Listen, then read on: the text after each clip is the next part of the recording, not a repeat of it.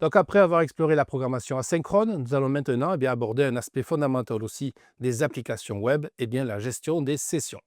Donc lorsque vous vous connectez à un site web, celui-ci doit se souvenir de qui vous êtes, même lorsque vous naviguez de page en page. C'est l'objectif des sessions. Et c'est le rôle, maintenir un contexte utilisateur entre plusieurs requêtes HTTP qui sont autrement indépendantes. Donc nous allons voir ici dans ce chapitre comment mettre en place un système de session tout simple avec Express Session. Vous allez voir, c'est un middleware qui est vraiment beaucoup utilisé avec express.js. Donc voici les étapes que nous allons suivre dans ce chapitre. Vous allez d'abord installer les packages qui sont nécessaires, donc npm install express, Express Session. Ensuite, vous allez configurer Express Session pour stocker des informations de session côté serveur.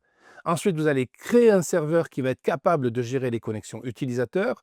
Et bien sûr, ensuite, vous allez pouvoir suivre les visites d'un utilisateur pour comprendre le fonctionnement.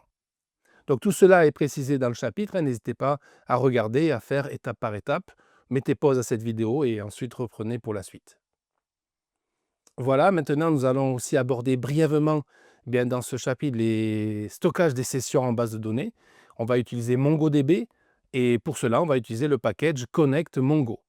Pourquoi? Parce qu'en production, il n'est pas recommandé de stocker les sessions en mémoire. Vous l'avez compris, hein, il faut éviter les intrusions ou parfois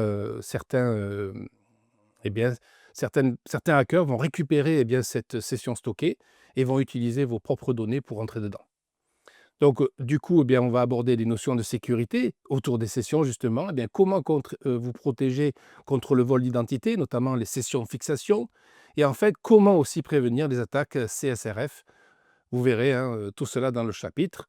Et enfin, on va terminer le chapitre en créant un petit système de connexion-déconnexion d'utilisateurs qui sera stocké en session. Maintenant, dans le prochain chapitre, vous allez voir comment containeriser votre application Node.js avec Docker. Vous verrez que cela va vous permettre de déployer tous vos projets dans des environnements isolés qui seront reproductibles et tout prêts pour la mise en production, hein. Ce sont des données qui sont utiles dans énormément d'entreprises avant le déploiement de vos applications. Mais d'abord, assurez-vous bien que vous savez gérer les sessions de manière claire, fonctionnelle et surtout sécurisée.